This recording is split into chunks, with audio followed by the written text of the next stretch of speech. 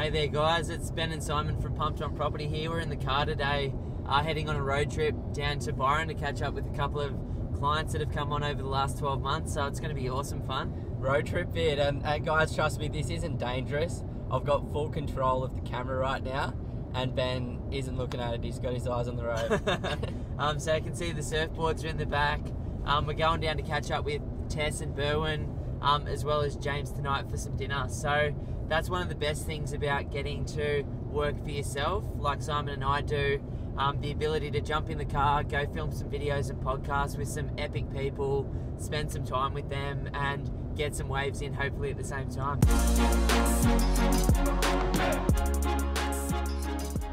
Yeah, so I thought today's video would be good to have a bit of a chat about having that balance whilst also being an investor, because we're both on a path to financial freedom right now, so there's certain choices that we want to be making to help us get to that point as soon as possible, but we're also frothers on life.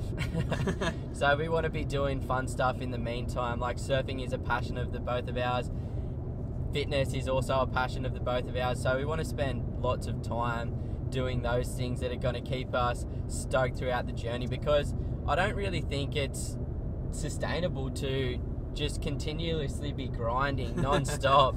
No. I've seen you do it, I've seen my friends do it, I've seen lots of people do it, and they just burn the candle at both ends and end up being quite negative, and it's just not a life that you need to lead. So it's so important to make time for yourself to go out there and do the things that are going to bring those stoke levels back up. Yeah, I love that. So I thought it'd be fun to talk about today, because we are finally living a bit of work-life balance at the moment. I think we're both in a really good space, to just talk about how to find that balance as an investor between spending time with your family, working that job that you may or may not like, working your business, you know, traveling, volunteering, spending time with your kids, spending time with your mates, and all those things that actually make life worth living. So talk a bit about your week, Simon, and how you split work and how you split, do life around that. Like, what's your normal week look like? Yeah, so we're lucky enough to work 4.5 days a week at the moment. So we're in the office for 32 hours a week, 34 hours a week, and when I'm in the office, I'm in the office. Like, I'm focused. When I'm working, it's full on. It's not, scrolling through Instagram and stuff like that. I saw you on Instagram this morning, bro. What are you talking about?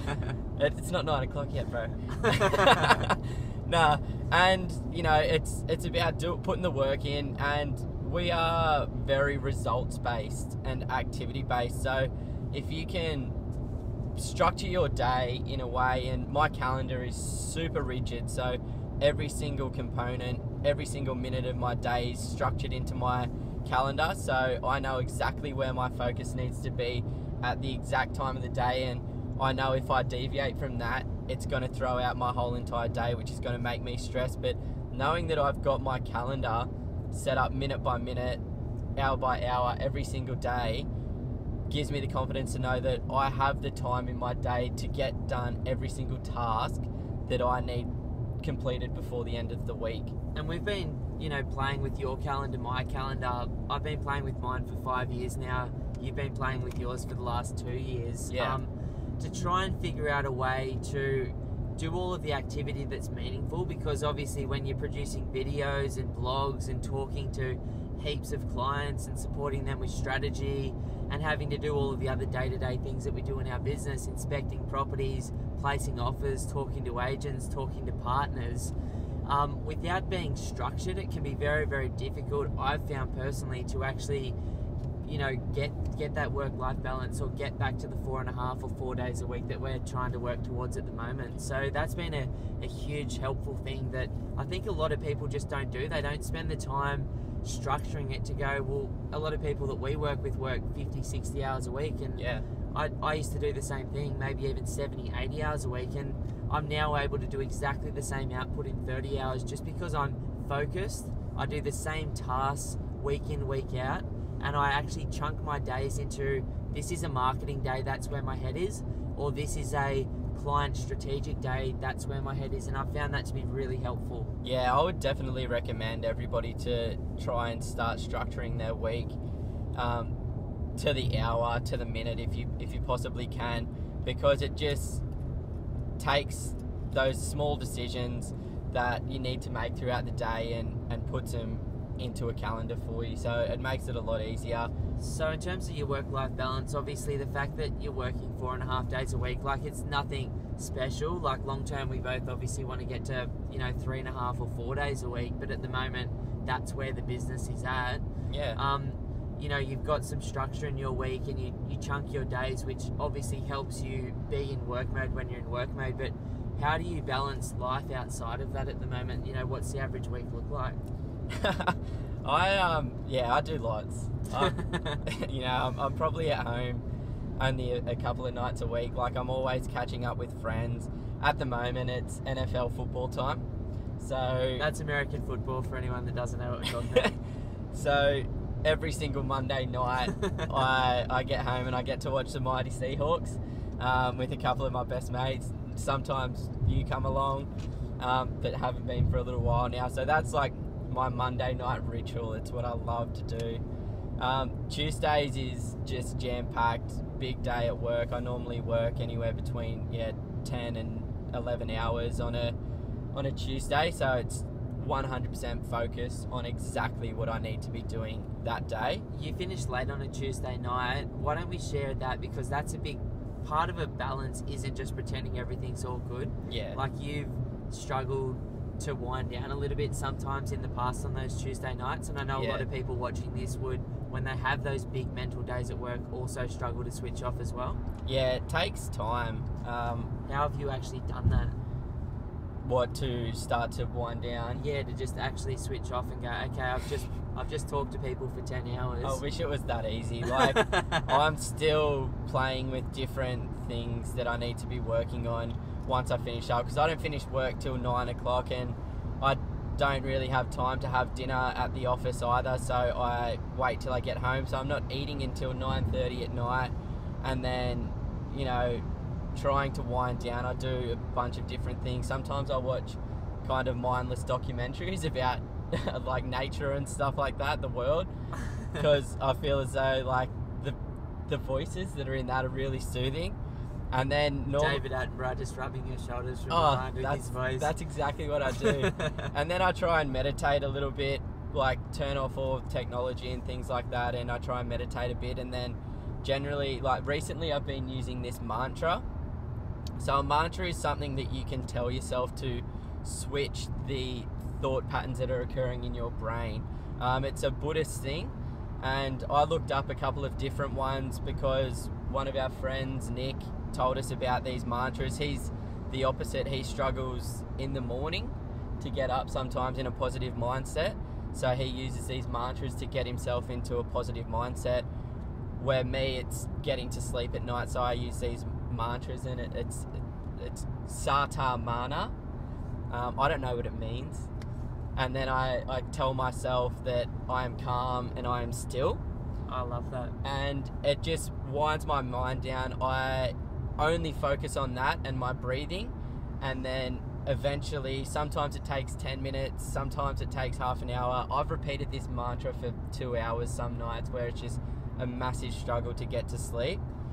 But if you stick to it, it always works. So that's really helped me with my sleeping. And yeah, it's made my Wednesdays much better now that I can get to sleep at an acceptable hour as opposed to like 3 a.m. sometimes. If the mantra and David Attenborough's not working, every now and then you might need to get one out. So yeah, that's my Tuesday generally, and then Wednesdays is just normally relaxing. Like, you guys come around for dinner every now and again, so it's family night. Thursday nights we do indoor soccer, so we're off and we're last night. Yeah, last night. Ben put some holes in the back of the net last night, I'll tell you that. We got up 18-5. 18-5. 18-5. Phew. Put your hands on the wheel. I'm driving. And then, yeah, Friday, it's coming into the weekend, so weekends are just full of exercise, surfing, weekends away, road trips like this, heading down to Sydney. sometimes a few beers, well, more often than not a few beers, and yeah, just really spending time with the people in my life that keep me positive, keep me happy, and you know, enjoy life just as much as I do. So that's, I guess, a quick breakdown of my work week. How about yours? Tell us a little bit about yours, because we're very different at the moment. I don't have 3 kids. Yeah, so my week is based around my value system, and that's something that I've been really figuring out over the last couple of years, mainly the last 6 months, is what, for me to feel good any day of the week and have a good work-life balance, I have to be living my value system. And I think it's one of the secrets to actually a more content, more happy life, is just spending that time figuring out what's really important to you. So for me, my family's the number one most important thing, and then I contribution's very, very big for me. So contribution, I put work in that contribution category, because, you know, for Simon and I, we are one of those lucky few people that do get to do our passion every day, that do get to work with amazing people, that basically have a no dickhead policy in our business. So we'll refund people that we just don't want to work with or don't gel with, because what's the point of wasting life without working with those cooler people? Yeah. And so contribution work's very important to me, and so is my physical health and hanging out with friends, although friends to me is like a luxury just because of the other things that I've got to do with the 3 kids at the moment. But that's something that I've been working on big time in the last couple of months, just catching up with people again. The awesome thing is, though, is like, it's awesome when we're all hanging out and the kids are around as well. They just bring out that joy sometimes that needs to be there. For sure. So my work week is Mondays we start the week with a team meeting, and then I spend some time in the afternoons just bringing on the new clients that we've that have signed up the week before, and we do like really deep strategy sessions with them, which is one of my favorite parts of the week, just helping people connect the dots between where they are and where they want to be. Tuesdays is my favorite day of the week because it's the marketing day. So I send out the weekly newsletter, I record videos, I record podcasts, and I absolutely fucking love doing that stuff. Like, it's just my favorite thing at the moment. So good. At the moment, I'm taking Wednesdays off. So on a Wednesday, every second Wednesday, I go and see a psychologist, just because I've had anxiety that I didn't even know that I had for a couple of years. And I've just found it, you know, like going to the gym. It's just good to go and catch up with him and just talk through that anxiety about different things or whatever. It's more of a maintenance thing now, actually. It's not really something that I feel like I should do, but my wife's like, just keep going back because you're in such a better headspace when you do. Yeah, one thing that I found super interesting about that when you started seeing him is some of the realizations. Like, as I mentioned before, we're both really into fitness and things like that, and we train our bodies to be healthy and getting us to a point where we can live a long and physically happy life. But then your mind is the most important muscle in your body, and not many of us actually spend too much time reflecting on it and figuring it out, and what makes you tick, what makes you happy. And, you know, talk a little bit about that, like the mindset stuff. What's really strange for me is when I was just working to where I wanted to be, like working towards financial freedom, working towards starting a business, working on buying all the properties to achieve what I wanted to achieve, it was okay for me to not be feeling great in my mindset, because I was just like, you know, like a bull in a china store, just smashing through walls to get to where I wanted to be. And I found it much, much easier to just consume myself in busyness of starting stuff all the time, or doing things, or buying properties, and I didn't notice it as much. But then about a couple of years ago, Simon and I went to America, and I came back in just not the best mindset. I think drunk a bit too much over a week or whatever, and it's made me confront so many things over the last few years, and it's really only in the last like 3 weeks to a month that I've really come through the other side of it. I've realized now I'm just feeling so good again.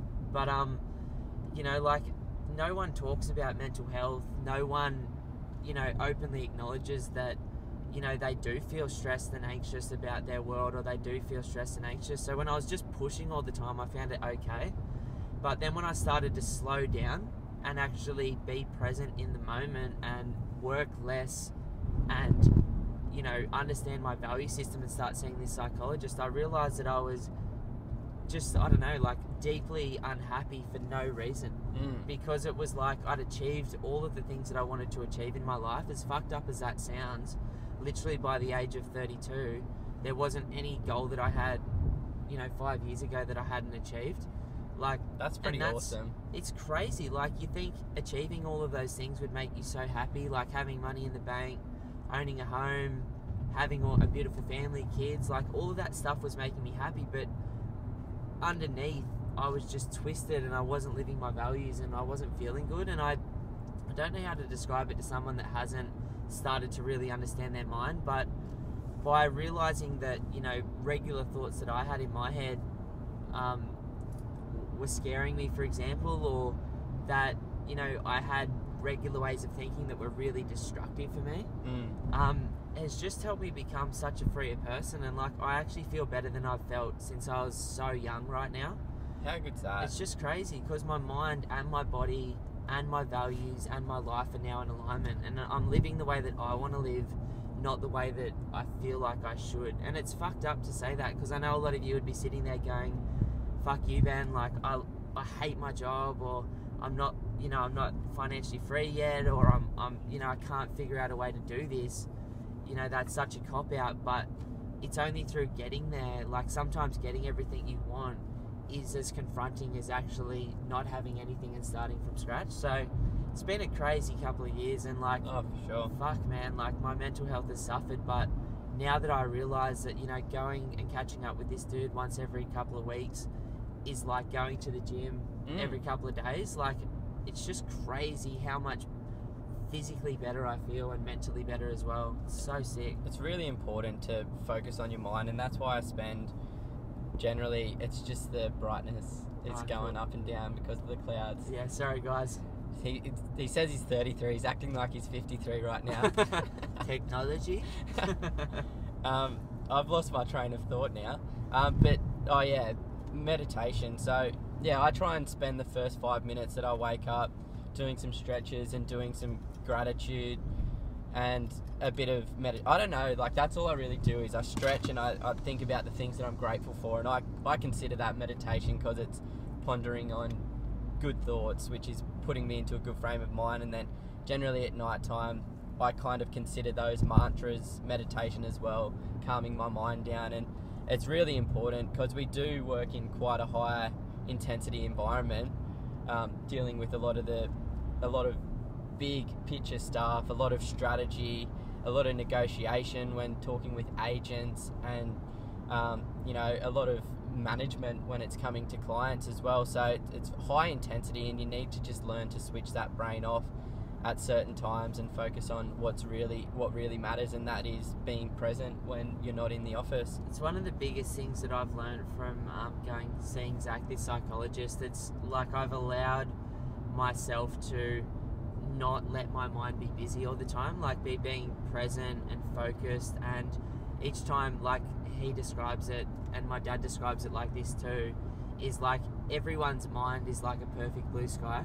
Sometimes clouds come across, which the clouds are thoughts, but the clouds pass, and acknowledging that they're there, you know, not running away from them, not hiding, just realizing that, oh, that's that thought. You know, for example, as a property investor, it's easy to turn on the TV in the morning, hear a shitty story about property, and then get completely freaked out. But it's like, how does that story have anything to do with where you're going to be in 15 years? It has exactly zero effect. So just acknowledging those types of things and letting those stories not define you, and realizing you're not your stories. They're just, you know, your brain loves to just constantly chat, and by meditating and by like learning these diffusion techniques, as they call it in ACT psychology, can be really powerful. So yeah, you know, my Wednesdays are going and seeing him, and then I also do Pilates, surf on Wednesdays, hang out with the family. Thursdays is a big day again with clients all day, and then Fridays I'm lucky enough at the moment, just till the end of the year, just working 3 days, to take Fridays off, and I've been doing that now for over a year. And that's training, surfing, just hanging out as well. So like, that's a work week, and you know, as I've learned, like, it doesn't have to be one or the other. Your life can be both. You know, you don't just have to work your ass off Monday to Friday and then enjoy your weekends. Which, when I moved up, you were very Monday to Friday was work. I could not, you know, separate. It was just work my ass off and then try and relax on the weekends. Yeah, which is cool that you've been able to change that mindset, because it's really important, because Monday to Friday, that's most of the week. Yeah. It's 5 of the 7 days. Like, people coming from Sydney, a lot of my friends, like, they are very Monday to Friday. They're like, I'm in work mode Monday to Friday, weekends is for anything else. And I'm like, but there's more than that. Like, you know, you can still do stuff throughout the week as long as you're still getting done what you need to get done. Yeah, and one thing that I found really powerful at the moment from a work-life balance thing, and to find balance as an investor, is a strong morning routine. So, you know, I get up, same as Simon, have a bunch of water, do some stretches, do some gratitude, maybe meditate, then hang out with the kids, like have a really healthy smoothie, really healthy breakfast, take the kids to the park or the beach, drop the kids at school. As soon as I get into the office, set my goals for the day, review my calendar so I know exactly where I'm going. And I've found just getting in that state that way, listening to some fun music or an epic podcast on the way to work, or watching a video, and just feeling like really fucking stoked, like everything I've done before I've even started the day set me up to smash it that day. Yeah, well, you've achieved so many good goals at such an early point in the day, so it's setting the intention for positivity and success. For sure. So I think one other thing that I wanted to mention as well, which I find really important, and I wouldn't say important, but I find helps me with a work-life balance, is planning trips. Whether it's just a weekend away, or whether it's something more than that, maybe a couple of weeks overseas, if you have the opportunity to do that, I think that's really important. Having something to look forward to in the future, so that you're like, I'm working towards that. And then when those times come, just completely being present and in the moment with whatever you're doing. 100% agree, man. Like, that's one of the things over the last few years, like I realized, like, until about 3 weeks ago, I hadn't had a proper holiday in over 2 years, and I was just like, what the hell am I doing? Like, travel was the most important part of my life in my 20s, and I just can't believe it. And so, you know, I said I'll never live a year like we have again in that way. And so, like, April we're going to Bali.